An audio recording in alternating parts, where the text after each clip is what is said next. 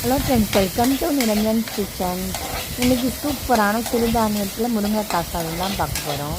அதுக்கு எண்ணெய் ஊற்றிருக்கேன், கடுகு போட்டிருக்கேன், கொஞ்சோண்டு இஞ்சி பூண்டு போட்டு வெங்காயம் போட்டு நல்லா சாட்டை பண்ணிடணும், கருவேப்பிலை எல்லாம் போட்டு.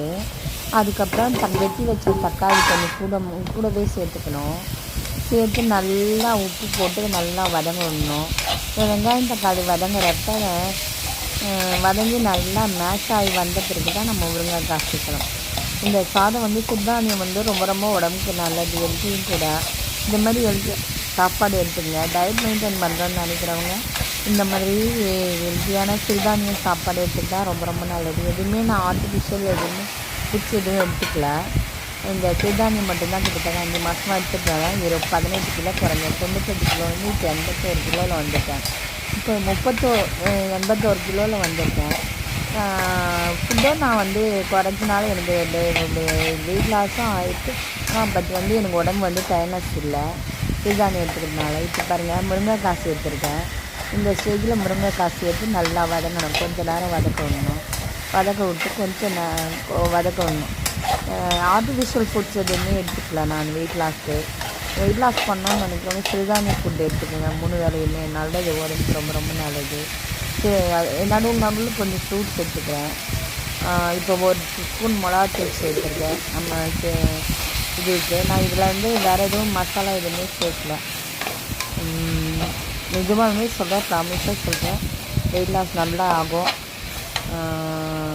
சுகரு ஆஃப்டர் ஃபஸ்ட்டு கொஞ்சம் சுகர் அதிகமாக இருந்துச்சு. இப்போ எல்லாமே கரெக்ட் லெவலில் இருக்குது. ஃப்ரூட்ஸு வெறும் சிறுதானியம் மட்டும் தான் எடுத்துக்கிட்டேன். நான்வெஜ்ஜு. அப்புறம் ப்ரோட்டீனுக்கு பயிர் எடுத்துக்கிறேன். ட்ரை பண்ணி பாருங்கள். இப்போ நம்ம முருங்கைக்காய்க்கு தேவையான அளவுக்கு தண்ணி சேர்த்து கொஞ்சம் வேக விடணும்.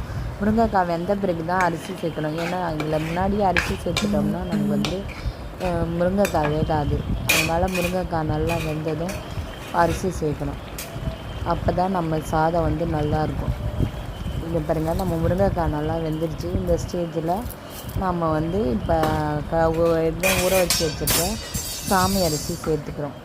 சாமை அரிசி சேர்த்து இதை என்ன பண்ணணும், ஒரு 10 மினிட்ஸ் மூடி வேக விட்டுடணும். சிம்மில் வச்சிடணும் அடுப்பை. அதுதான் முக்கியம். இந்த மாதிரி சிம்மில் வச்சு எடுக்கிறப்ப நம்ம சாதம் இருக்கும். சாப்பாடு சாப்பிட்றதுக்கு செம டேஸ்ட்டாக இருக்கும்.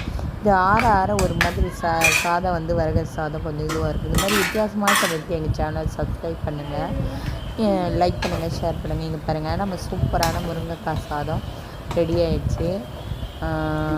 செம டேஸ்ட்டாக இருந்துச்சு, நல்லாயிருக்கும்.